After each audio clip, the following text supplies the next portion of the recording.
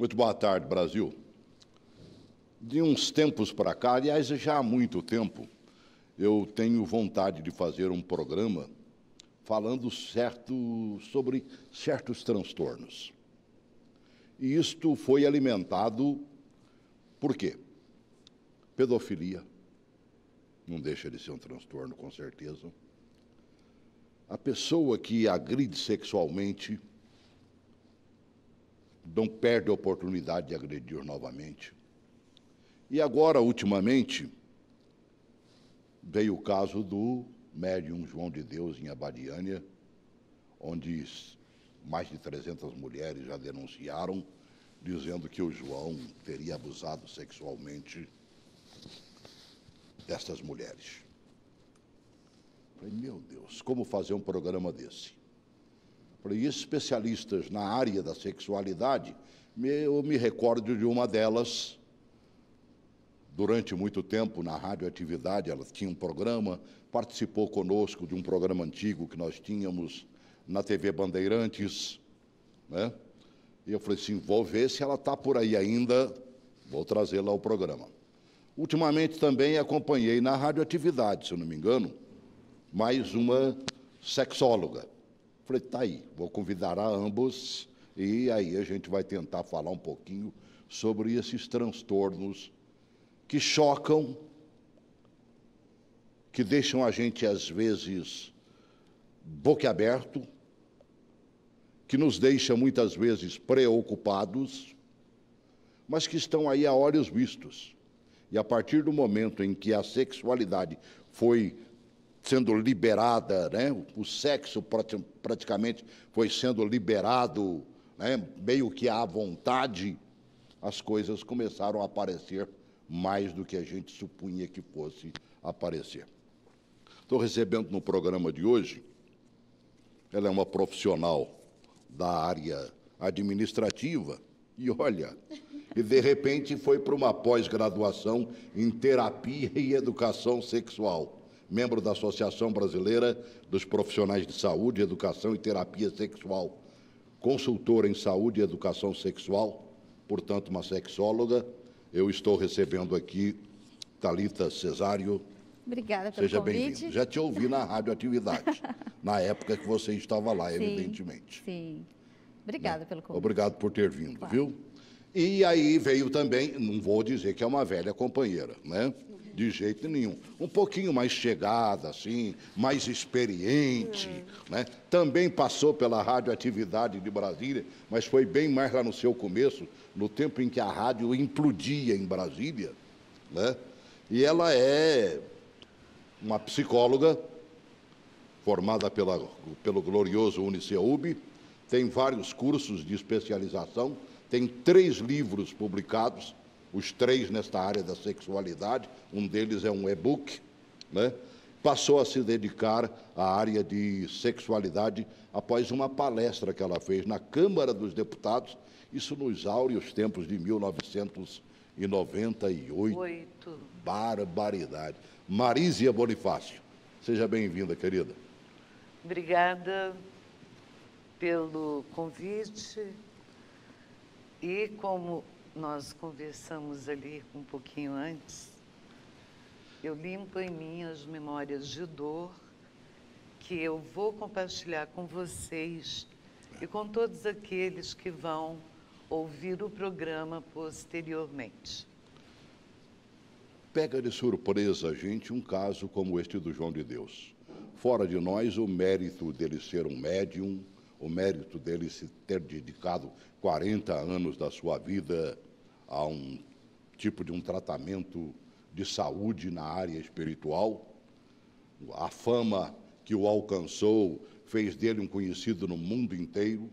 Prova disso são as inúmeras caravanas que vêm de outras nações para estar com ele na cidade de Abadiânia. Mas cai por terra tudo isso quando você passa a tomar conhecimento de que ele teria abusado não de uma, nem de 2, nem de 3, mas de centenas de mulheres. É claro e é evidente que em 40 anos essa somatória, só Deus sabe a que número poderia chegar. Vamos tratar um pouquinho disso, porque tem me chamado muita atenção. Vocês têm visto também a ação da Polícia Federal sobre pedofilia. Sim. Aquela moçada e uns velhinhos safados também, que gosta de botar criança e expor criança à pornografia e coisas semelhantes. O abuso sexual, propriamente dito, já é uma história e que ultimamente tem sido revelada aos borbotões, principalmente dentro de empresas e tudo mais. Sim. Como é que a gente pode, me permite começar com a Marísia, Claro, né? Na longa experiência da Marísia aí, por que isso vem surgindo assim aos borbotões, Marísia? Antes de falar porquê do aumento, eu gostaria de pegar um gancho, né?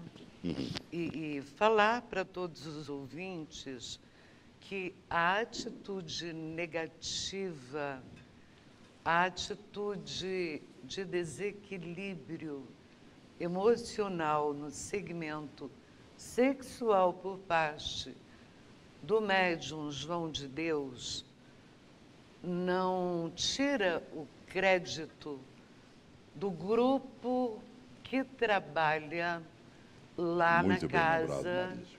do Inácio de Loyola. Então, um do grupo Deslizou. pisou na maionese, deslizou. Então, que isso não desmereça toda a Trabalho equipe, conjunto. porque nós, cristãos, cremos na espiritualidade. Né? As curas vêm através de vários caminhos. E aquela região de Abadiânia, no plano invisível para nós, tem um grande hospital. Então, esse grupo não deve ser desestruturado. Aí a gente reflete, será que, né, o mal está tentando fechar as portas do hospital espiritual que atende o povo da terra? Então, vamos olhar com mais carinho, não o que é da polícia, a polícia, cabe a ela fazer, né? Sobre o comportamento de perversão sexual que ele apresentou, comenta-se que há 40 anos, né? Eu não sei a idade dele. Eu presumo que se ele está há 40 anos, 40 anos. Mas as denúncias vêm dos anos 80 para cá. Se você somar, dá tudo isso aí. Né? Então, ele é uma pessoa que tem um histórico de dor emocional bem anterior à manifestação do comportamento de perversão sexual. Nada acontece por acaso. Aquele que agride, um dia já foi agredido. Isso é verdadeiro? Claro, a psicologia está aí para rever. Eu tenho casos Eu ouço falar e muitos isso casos. sempre. O filho agredido será o agressor de amanhã. Exatamente. Sim. Quem não faz um tratamento emocional e espiritual adequado, ele tende a ser também um agressor. Que coisa de maluco, né? Thalita, você parou para pensar nesse caso, né? Até porque não dá para parar de pensar nele. Né? As nossas emissoras de televisão estão aos borbotões informando. Se você abre os nossos jornais escritos igualmente, não dá para falar em outro assunto, até porque não tem outro assunto para falar. Não tem. E aí a imprensa está deitando e rolando em cima. Como é que a gente explica, ou tenta explicar, pelo menos, o comportamento de um homem como ele? Como a doutora Marísia falou, essa questão do quem fere, em algum momento foi ferido, foi atingido e não cuidou emocionalmente disso, né? Não que isso vá justificar todas as ações, né? Não é isso. Mas a gente também precisa entender o contexto do outro e o porquê desse outro fazer o mal para outra pessoa. A gente precisa entender o seguinte, que Sexualidade não é sexo. Sexualidade, ela permeia a parte, inclusive, da afetividade, da autoestima. Então, se essa pessoa ela tem um problema aí também nessa questão da autoestima e da afetividade, muito provavelmente ela vai distorcer a visão que ela tem sobre isso e ela pode projetar isso no sexo, sim, inclusive fazendo mal para as outras pessoas. Temos que levar em consideração também a questão de, quando você está falando de assédio, quando você fala de estupro, você também permeia a questão do controle, a questão do poder sobre o mais fraco, né? E como que isso acontece? No caso dele, é um médium, teoricamente com certo poder sobre essas mulheres, então aproveitava-se desse poder, dessa manipulação da fé, para colocar a sua perversão em prática. Né? E é um assunto que, assim, é muito em alta. Hoje mesmo, antes de vir para cá, eu tenho um canal no YouTube e aí eu recebo assédios diariamente nos comentários, né? Então, assim, você percebe também que é um comportamento social que você muda com educação sexual, que você muda com tratamento emocional. Então, as pessoas precisam, sim, estar em constante psicoterapia, entender o que acontece com você, entender por que você projeta tanto no prazer sexual algumas coisas, né? Então, assim, vai além da perversão, vai também um comportamento social, sexual, de que é por meio da dominação, porque a mulher é o ser mais frágil, se ela vai denunciar, as pessoas não vão acreditar, então, se ela não vai denunciar, eu me apodero disso. Isso parte do princípio de que é do gosto da pessoa, sei lá, uns gostam da mulher mais alta, outros gostam da mulher mais baixa, uns gostam da mulher mais gordinha, outros gostam da mulher mais magrinha. Agora, essa prática constante e quase que diária, né? Porque essa coisa acontecia de vez em sempre. Onde é que sai isso aí, Marísia? Bom, o princípio presume-se carne na concepção, óvulo e espermatozoide. 3 meses após, um espírito vem habitar esse corpinho. O que acontece? Vem todo o histórico da ancestralidade,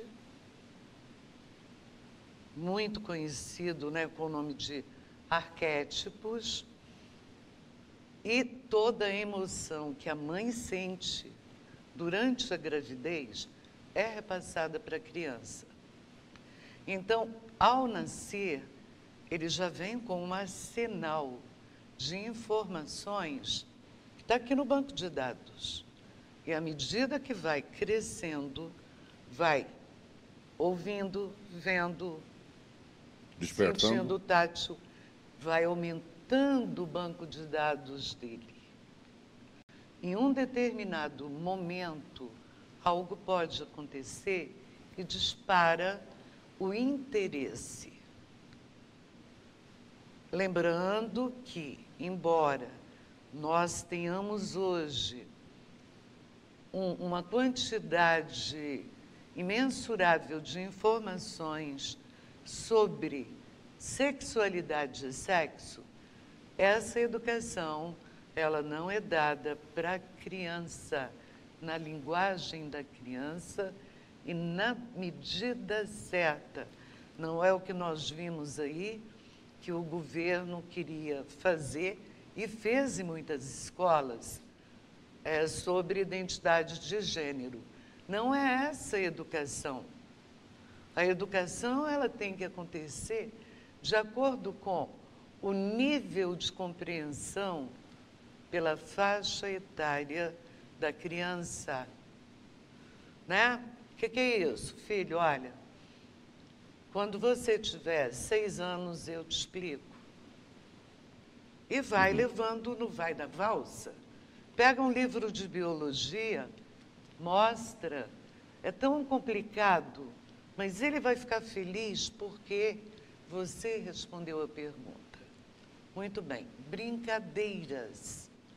Aonde começam as brincadeiras, né? Por descobrir o sensorial, que primeiro é a pele do corpo. Com os coleguinhas no parquinho, sempre tem o mais velho que tem mais informações, que já viu pela fresta da fechadura do quarto dos pais, dos avós, dos tios. Então, essa variedade, né, de seres humanos curiosos passa para a criança mais nova. E, normalmente, a criança mais nova, ela é trapaceada pelo mais velho. São incontáveis os meninos que foram tocados e penetrados por coleguinhas mais velhos. Só que não conta em casa. Muito raramente isso vem à tona na terapia, quando ele, né, por ordem judicial, a maioria das vezes, tem que ter um acompanhamento psicológico. Lamentavelmente, só quando a justiça ordena. Né? Tem um caso interessante que eu acompanhei. Ele era um masturbador compulsivo. Ele não era um ser violento, né? Ele ficava atrás do muro quando tinha as pessoas que ele queria que o olhassem, e ele, então, fazia 5 contra 1.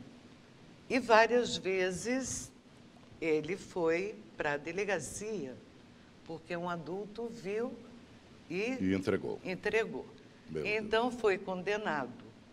E fazendo o levantamento da história da vida, tudo começou aos 4 anos de idade, com revistas que os pais deixavam à vontade, revistas pornôs.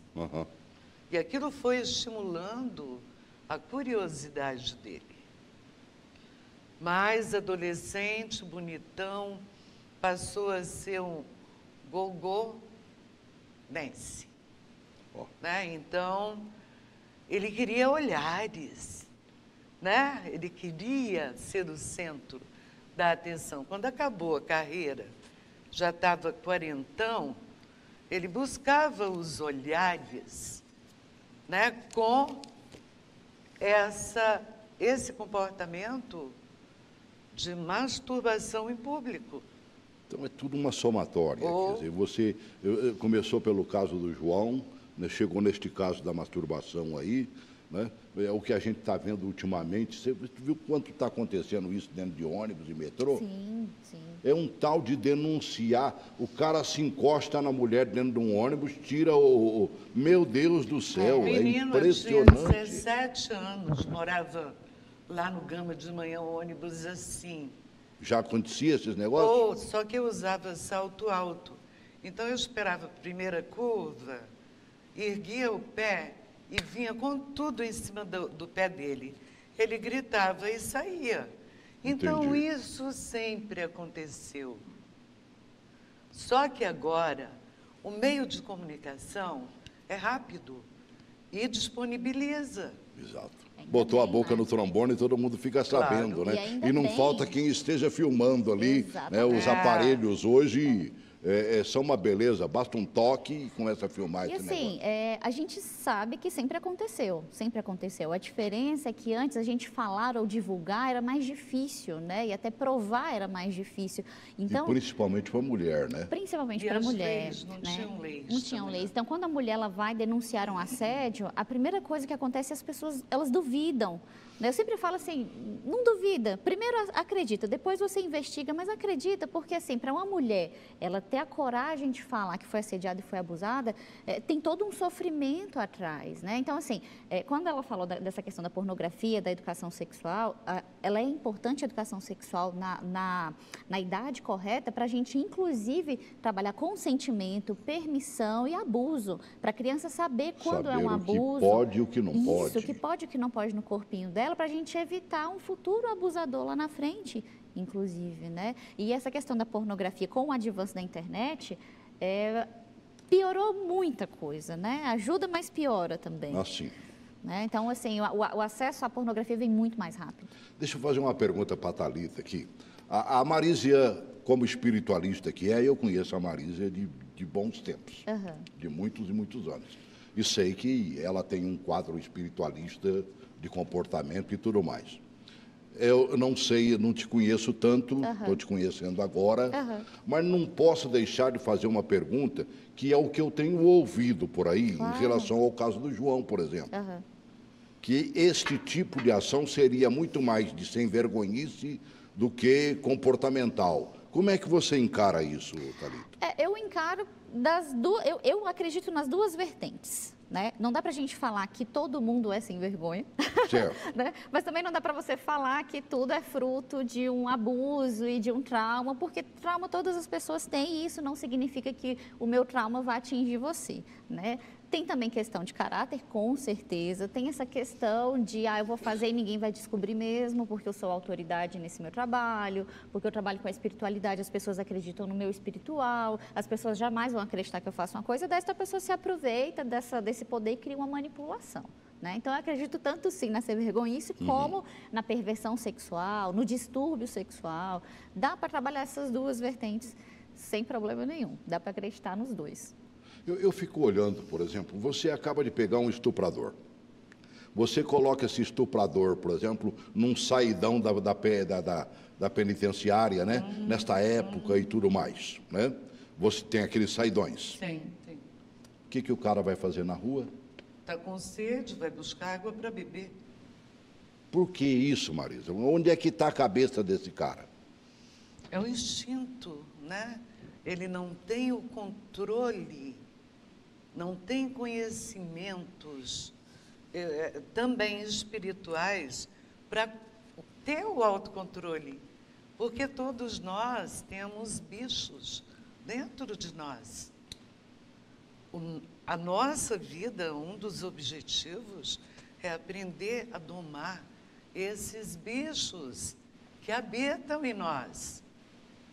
Porque castigar a criança quando ela faz algo errado dentro da nossa cultura social, né? Que cada aldeia tem uma cultura. Claro. Você dá um tapinha. Agora é a lei da criança, do adolescente, você não pode dar um tapa, não pode puxar a orelha. Vem aqui pegar meu filho, leva-te, dou-te presente, vai educar ele.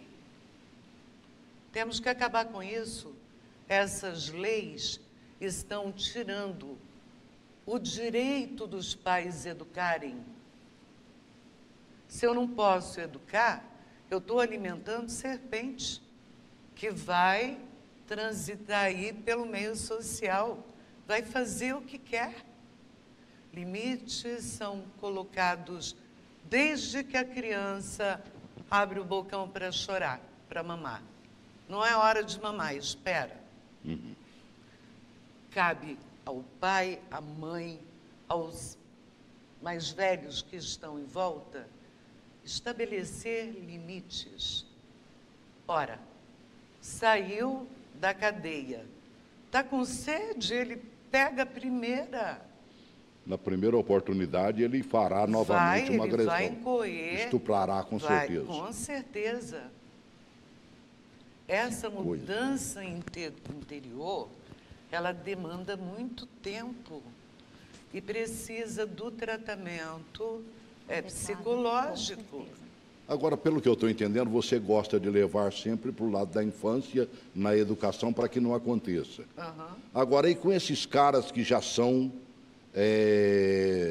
viciados no que estão fazendo, não sei se esse seria o termo, né? Será que tem jeito de reverter esse... Assim, eu acredito nós teríamos que ter toda uma mudança social e até política, no sentido de, igual ela falou assim, ele saiu, está com sede, vai procurar, né, água para beber. Ele só pensa naquilo. Exatamente. Mas aí eu me questiono o que é feito quando esse cidadão é preso. Ele é trabalhado psicologicamente? Não. Não é.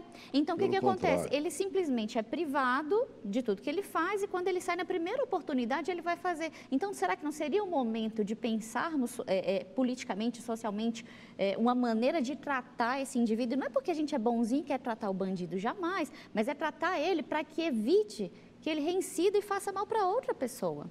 Entende? Então, é importante você trabalhar a educação sexual nas escolas, trabalhar a educação sexual, por exemplo, na delegacia, quando uma mulher vai denunciar. Então, eu já tive casos de família que uma prima foi fazer uma denúncia e a delegada fala bem assim, mas o que você fez para merecer isso?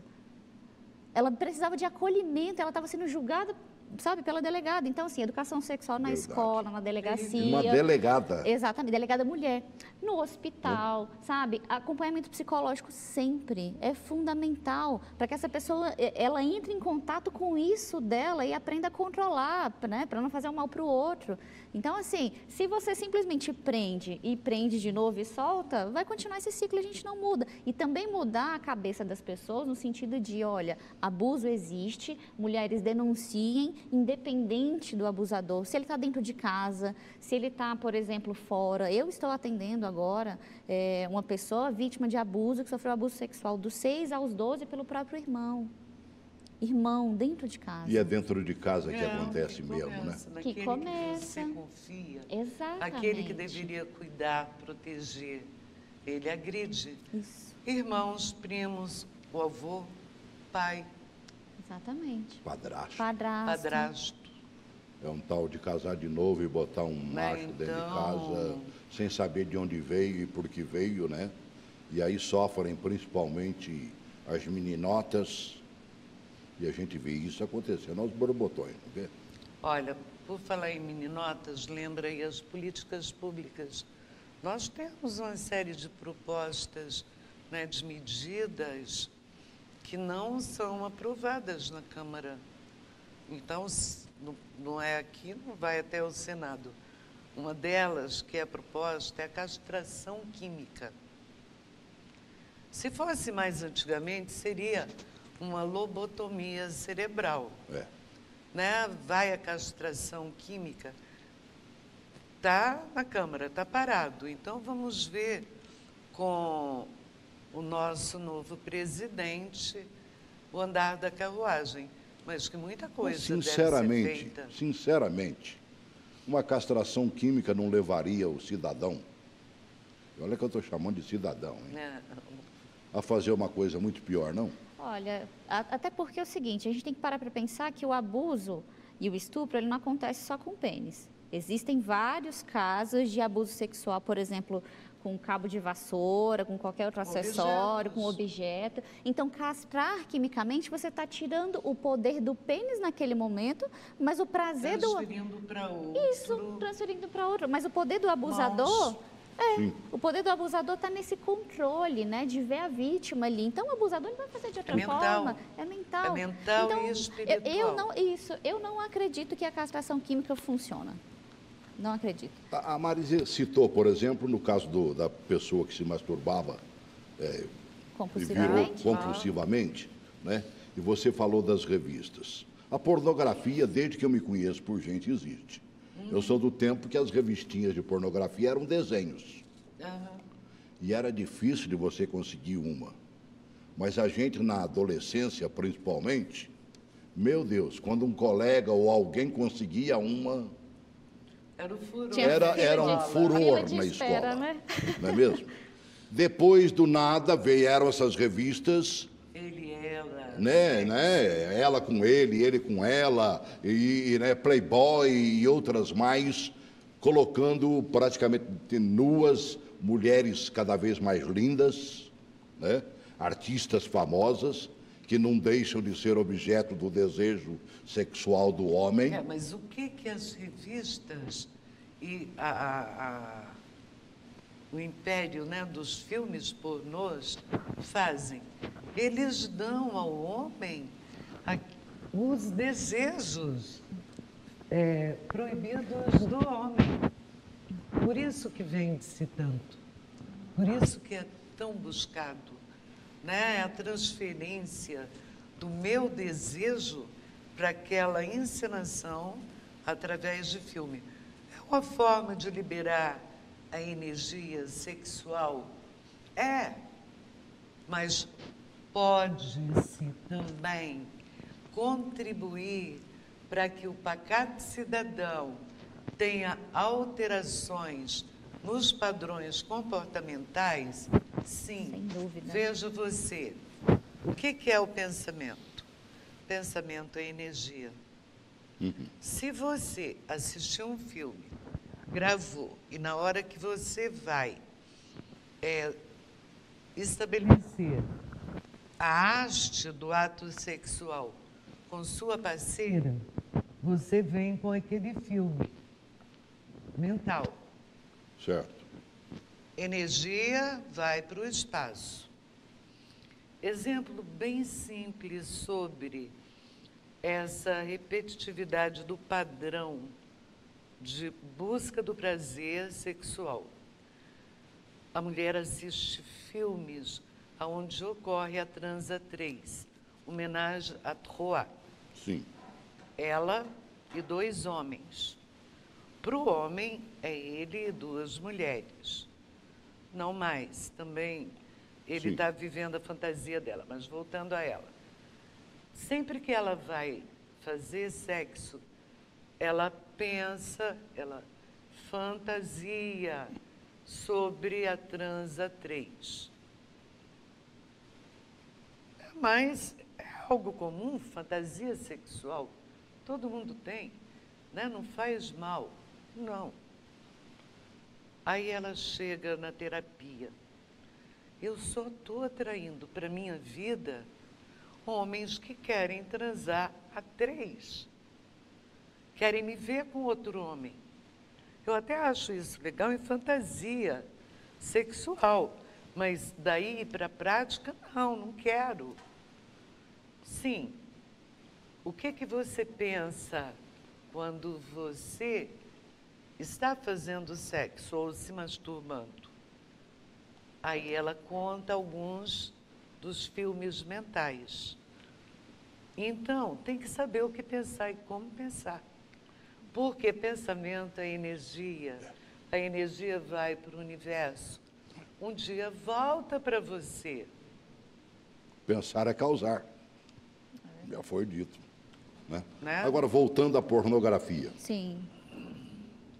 Ela não deixa de ser também um transtorno de sexualidade? Porque, olha, de vez em quando você vê uma mulher bonita, aparece uma revista, já não tem mais, né? Eu acho que essa famosa aí, Playboy, tem Ela ainda. faliu. Né? Faliu. Você dá uma olhadinha, que, opa, que mulher bonita e tudo mais.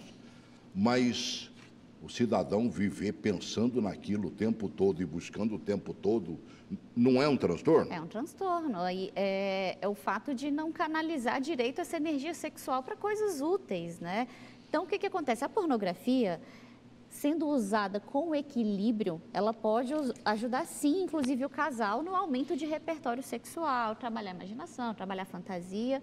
Ok, agora você vivenciar o seu relacionamento e a sua vida pautado na pornografia, está errado. Primeiro porque a pornografia ela não retrata o sexo da realidade, ela não pega a parte afetiva e emocional do sexo da realidade.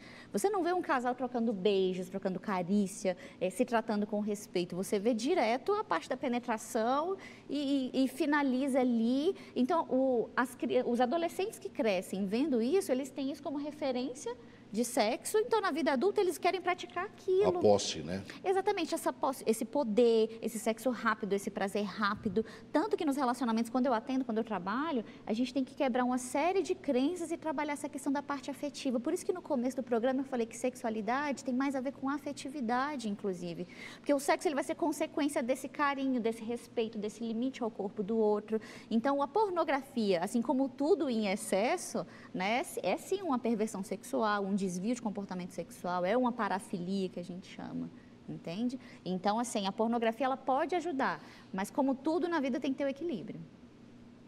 Agora eu fico imaginando a pornografia através de crianças, né? A pedofilia leva a isso. Você veja que quando a Polícia Federal bate, e não bate numa casa só, né? Você viu? São 40, 50 lugares, uma verdadeira rede de pedófilos, de gente ganhando muito dinheiro com isso.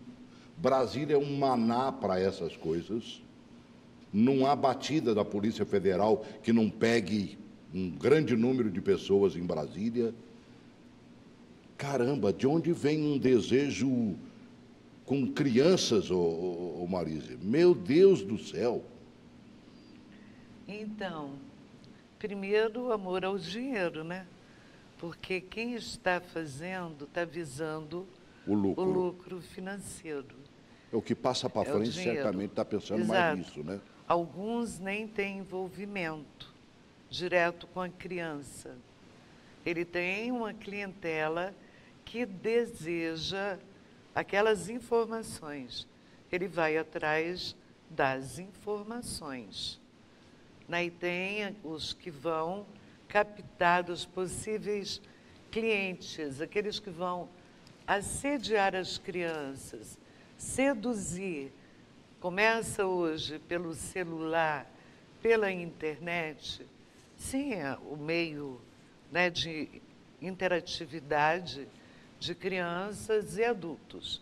Mas pode ser na rua, na escola, no clube. Em qualquer lugar, ele pode assediar uma criança, né? Os pais sempre estão ocupados, cansados, e deixam as crianças à vontade. Por que que isso acontece? Porque tem o cliente. Por que que o cliente quer uma criança?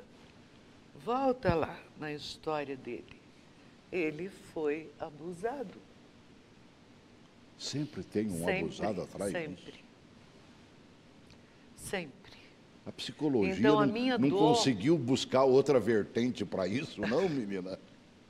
Não, é a história de vida, né? É a história de vida.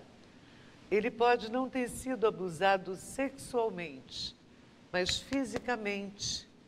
Apanhou muito, foi muito punido. Então, aquela fase de vida fica, né, no banco de memórias de dor de uma forma tão arraigada que ele quer aliviar a sua dor. E a forma de aliviar a dor é agredir outra criança. Fazer o que fizeram com ele. É isso mesmo. O cérebro é Cérebro maquiavélico. humano é maquiavélico. O cérebro humano, ele é impressionante. O cérebro, ele é impressionante na questão da... Como pode nos ajudar com a inteligência, mas como pode prejudicar também a gente com essas informações que são guardadas aí. A minha visão é o seguinte, eu acho também que falta um pouco mais dessa base familiar, no sentido de educar as suas crianças. Infelizmente, hoje a gente tem que educar as nossas crianças a se proteger ou a denunciar ou entender o que é um abuso, porque a pedofilia está bem presente com a internet, então a gente tem que ensinar, minha filha, olha, isso daqui é abuso, isso daqui é pedofilia, é a forma que a gente tem de proteger. Essa questão do, ele provavelmente foi abusado, realmente é a vertente que mais é plausível, né? Existem outras linhas de estudo, mas é a que mais se encaixa em tudo isso, para justificar, aliás, para explicar esse comportamento, né? Que coisa de maluco, né? E o pior é que parece que isso fica na cabeça e não consegue sair, né? Vale lembrar, tem isso que eu vou trazer aqui agora é até polêmico, né? Nem todo pedófilo, ele é estuprador. Tem muito pedófilo, inclusive, que ele tem... é mais do visual, né? Isso, e que ele pede ajuda, inclusive. Tem muito pedófilo que vai buscar uma terapia e fala, olha, eu estou pensando em criança, eu estou me excitando com criança, me ajuda porque eu não quero cometer o crime. Então, nem todo pedófilo é abusador. Ele tem essa noção e essa consciência dessa perversão sexual. Então, cabe a gente também saber acolher e ajudar essa pessoa, né? Mas, lógico, que tem os outros que levam mesmo e abusam e consomam o ato. Que maluquice, né? E aí a gente chega, pelo menos no que a gente supõe que seja a maioria, que é a formação do casal. No caso específico do casal, por exemplo, a infidelidade conjugal, na sua opinião, Marisa, ela é um transtorno ou não? Não. Não? Não, é um desejo maior de sair de uma situação dolorosa. Se você está bem com a sua parceira, ou se ela está bem com o parceiro, ela não busca nada fora, porque existe a harmonia. O prazer sexual pode diminuir, sim, mas aí é você lembrar que à medida que o tempo passa, o calor sexual vai abaixar e a harmonia, a amizade, a cumplicidade aumenta, até chegar num ponto de balanço. Mas o que acontece com os casais? Quando estão juntos há 10, 15, 20, 30 anos, nossa, já não estou sentindo o que eu sentia outrora. Aí sai a procurar estímulos, né?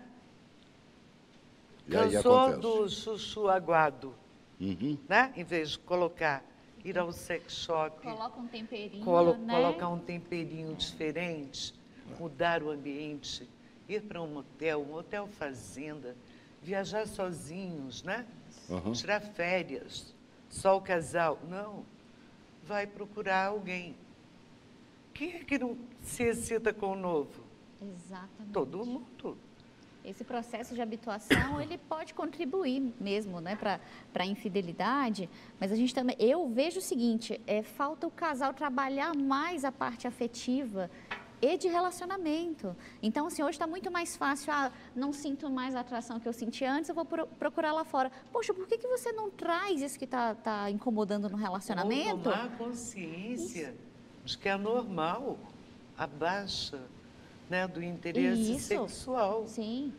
Você já passou pelas fases anteriores, né, onde agasalhava croquete até 10 vezes por dia? Com 13, 14, 15 anos. Hoje não mais. Por que você quer? O que você quer provar para você? O que está faltando em você que está te levando, né, ao direcionamento apenas do prazer sexual? Exatamente. Genital. Está Procure faltando, um no mínimo, um psicólogo. comportamento, acho que, de conversa, E sobretudo. também, sabe o não quê? Autoconhecimento, inclusive. Quando você entende que o sexo ele não se resume à penetração, que o sexo ele passa pelo amor, pelo afeto, você projeta de uma outra forma. Hoje eu não consigo transar, ter uma penetração, mas é tão confortável assistir um filme juntos, viajar, ir para um hotel fazenda. Quando a gente entende, tem essa consciência e percepção de que sexo não se resume a penetrar, a gente entende que todo casal tem dificuldade e o casal ele se adapta. Todo mundo passa por um momento de dificuldade sexual, até as pessoas mais jovens. Sei lá, a mulher usa o anticoncepcional, a libido dá uma baixada, então procura, né, como melhorar essa libido, troca o medicamento, o homem está estressado, não está conseguindo ereção, então vamos fazer atividade física, sei lá, fazer alguma coisa para melhorar o mental e relaxar. E entender que não é só, o sexo, ele na verdade, ele não segura o relacionamento. O sexo, quando ele está pouco e quando ele não está de qualidade, ele está acendendo uma luzinha falando assim, ó, alguma coisa nesse relacionamento não está legal. Isso não traria aí estímulos para desvios sexuais, não, menino? Que a partir do momento que você não tem mais a comida caseira saborosa, maravilhosa, né? Que é boa, inclusive, contra a AIDS não tem coisa melhor no mundo, é comida caseira. Né? Já disseram isso. Não, né? Mas quando você também... já não consegue sentir o gostinho gostoso da comida caseira... Tempera. Mas aí é que está o negócio, eles vão temperar lá fora, menina. Então, mas a gente precisa trabalhar a base da educação sexual e do relacionamento para ensinar a temperar com o recurso que você tem. Respeito, inclusive, mas um o pro adulto, outro, né? no caso, como ele está colocando, ele não quer saber disso, ele é imediatista. Eu tenho pouco a viver, então eu tenho que aproveitar. Então, esse discurso não vai convencer, raras exceções. E o que é que nós temos aí? Um aparato de 15, 20 mulheres para cada homem, fora a concorrência. Verdade. Né? Porque se a gente caminhar um pouquinho mais no livro, no e-book, né, a pesquisa toda que eu fiz mostra claramente isso. O homem, na realidade, ele não está buscando seios, ele está buscando outro pênis. É mesmo? Menina. Para a gente começar a concluir o programa, já está me dando um toque que estamos chegando ao final. Existem fatores que estimulam os desvios sexuais na sua opinião? Sim, sim. Primeiro, a própria história de dor. Segundo, o ambiente, né? O ambiente facilita a que o meu desejo seja saciado, então ele vai. É o ambiente. No teu caso, Thalita, como é que Acredito. você olha para isso aí? Eu acredito que falta, inclusive, base familiar, né, para trabalhar essa questão do afeto, essa questão da criança entender que existem limites, para que ela cresça aprendendo que não precisa projetar seu desejo sexual, seu prazer sexual em outras coisas também, né? E sem contar que esse histórico, se sofreu abuso, se não sofreu, se teve afeto, se não teve, isso contribui sim. Mas isso vocês estão me levando aqui, possivelmente o telespectador, a telespectadora em casa, estão imaginando a mesma coisa. Se nós não damos a devida educação aos nossos filhos, e cada vez mais pai e mãe estão mais distantes dos seus filhos, ambos saem para trabalhar, deixa a criança ou com a babá, ou já leva para uma creche, ou já leva para a escola em tempo integral, e deixa para os educadores do Beabá ensinar também a educação comportamental, Sim. que não é obrigação deles. Não, não é. Não é. Então, nós estaríamos fabricando pessoas com transtornos sexuais Eu acho que para não um fabri- futuro, Eu acho que não fabricando, mas talvez estimulando. contribuindo, não vou dizer estimular, mas contribuindo para que isso aconteça sim. Se eu não consigo dar essa educação e essa proteção, eu deixo essa criança vulnerável para que cresça como um futuro perverso, sexual. Olha, veja bem, a família, ela educa errando, né? Não temos pais perfeitos. Exatamente. Certo. Não seremos pais perfeitos. Então, a tendência natural e o que eu sugiro são jovens, pré-adolescentes ou adultos buscarem profissionais capacitados e não pesquisinhas na internet. Busque profissionais sérios, participe de palestras sérias. Esse é o caminho. É verdade. O caminho está pronto, né? Só que, lamentavelmente, a cabeça da gente ainda gira não sei aonde. Aí, num psicólogo... Eu sou doido. Você não sou doido? Meu Deus do céu, é complicado. Verdade. Nós temos que vencer isso, né? Essa é a grande verdade. Quebrar verdade. paradigmas. Falar É verdade. sobre abertamente Quebrar sobre o paradigmas. assunto, né? E aí talvez não tenhamos tantos transtornos. Lamentavelmente, estão brotando aí. É verdade que a mídia hoje dá uma ampla cobertura e parece que cresceu assustadoramente. Mas uma coisa que já acontecia lá atrás, 30, 40 anos, vem a público, como é o caso do João, né?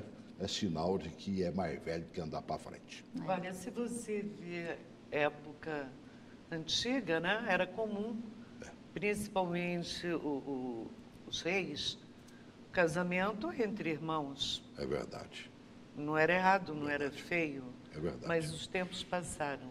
É verdade. E tinha aquele rei que ainda tomava a mulher do irmão. É bíblico Exato. isso aí, não é mesmo? É verdade. Né? E sexualidade, ela existe. Agora, tem que ser na base que a Thalita alimentou aqui, que a própria Marísia também alimentou, na base do amor. Leia amor. Cântico dos Cânticos na Bíblia e Do você rei verá Salomão. ali verdadeira história de amor com prazer sexual. Obrigado por terem vindo. Eu que agradeço o convite. Obrigado. Eu que agradeço, Celso. Obrigado por ter nos acompanhado também. Grande abraço.